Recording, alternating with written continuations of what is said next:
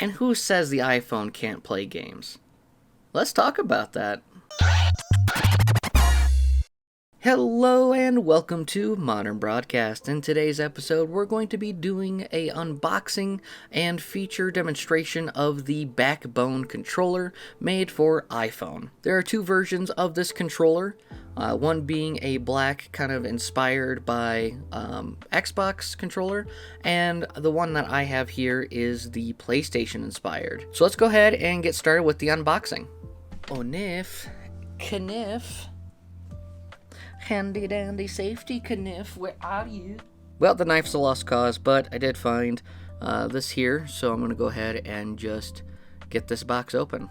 Alright, so now that we have that open, we have this nice matte black cardboard box that says BackBone here with the logo. Pretty minimalistic, just looks very clean, and let's go ahead and open this up.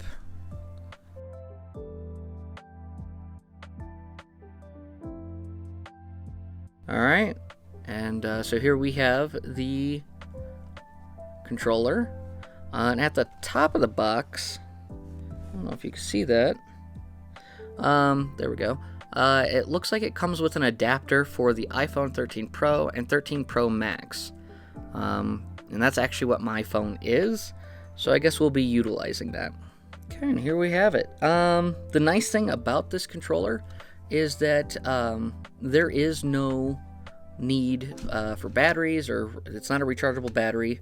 It just plugs right into your phone. Your phone actually powers it. There is a charge port on the bottom of the right, so that way you can do pass-through charging and keep your device charged if needed. On this end is a 3.5 headphone jack, so you could plug in your mic, or headset or headphones, whatever you want.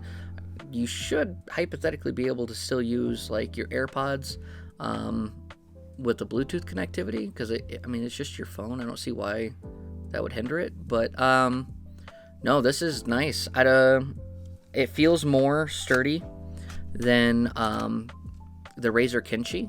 That was another device that I had picked up for the Android side of things. That one like would kind of like twist a little. This really doesn't have any give. It's sturdy and it feels quality. The D-pad feels really good. Kind of reminds me of the Vita a little bit, like feel wise. Looks like we have a menu button. This appears to be a screenshot button, maybe. Oh, this is probably actually, I'm sorry, that's select. Here's start. Looks like we have a BackBone button on this side. Buttons are very clicky, and the triggers feel quite nice. Nothing really on the back. So let's go ahead and see what this adapter looks like. At first I was a little confused as to where this goes. There's no instructions, but just kind of looking at it for a few minutes, I got it figured out. Basically, all you need to do is on the left side, it hooks around here, and then you just push it up against there, and voila, that's it. It's on there pretty good. I don't really foresee that going anywhere. It doesn't wiggle or move, so you should be good to go if you have the Pro or the Pro Max at that point. Alright, and here we have it. This is the my iPhone 13 Pro with that adapter here, connected to the controller. So when you first plug in the controller, it's going to prompt you to install the BackBone app. You can do so. It's a good thing and a bad thing. It's $40 a year. They give you a month of it free. I don't foresee myself utilizing this enough to subscribe to a controller app. I think that's kind of ridiculous. I do primarily plan on using this controller for the alt store and using it with Delta and Dolphin, which is the GameCube emulator. I plan on making a video on that. I've kind of already done the recording for it. So keep an eye out in the upcoming weeks for that video on how to get emulators on your iPhone device. Any game that has controller support, it works flawlessly and does a fantastic job. So I'm going to go ahead and boot up Delta. So here we have Pokemon Ruby running in the Delta emulator. And an interesting thing with the BackBone controller is that the start button and the select button don't actually do that in this app. So instead, your start button is triangle and select is square, while X is A and circle is B. So I'm going to go ahead and push A here. We'll continue. And the other kind of bizarre thing with this is the D-pad works flawless. Now, if I use the stick, it's down, it's up is up, down is down. So just kind of bizarre. It doesn't really know what it wants.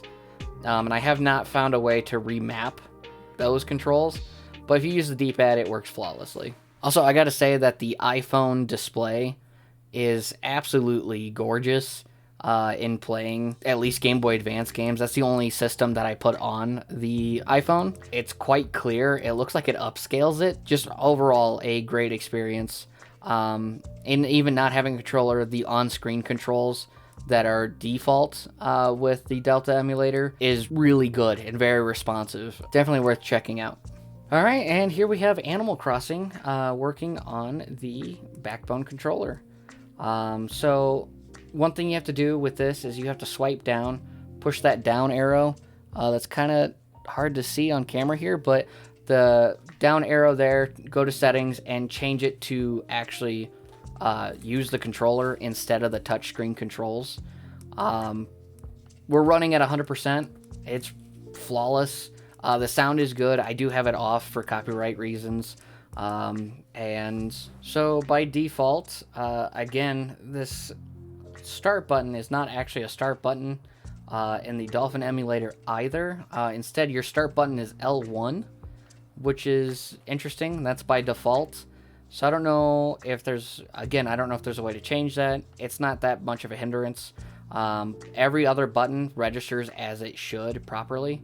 So just something to kind of keep in mind, that on Game Boy Advance, start is triangle. On GameCube, start is L1. Even though it's completely ridiculous to have a app made just for a controller, I will say that this app is very well done. Utilizing this app, we can push this little record button here.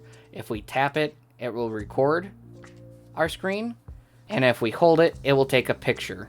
Also from here, you can connect directly to Xbox Cloud Gaming, PS Remote Play. It is very nice to have everything in one place. You just gotta weigh out the pros and cons. Again, this won't be something that I'll be utilizing. The controller works without having that app. It's just not in one place. But I mean, we can play the game no problem. Push the button, the stick. So overall, what are my thoughts on the BackBone controller? Honestly, it's a nice, solid device. It's nice that I don't have to carry another charger to keep it charged up. It's nice that it works right out of the gate. You just plug it in to your phone and you're ready to go. With the emulators, that's not official software, so, I'm kind of surprised it works at all. But anything that's official, it works right out of the gate. Being able to connect to our PlayStation or to our Xbox, we can even connect to our PC with a Steam Link and play all of our Steam games on this. The controller is comfortable and feels good.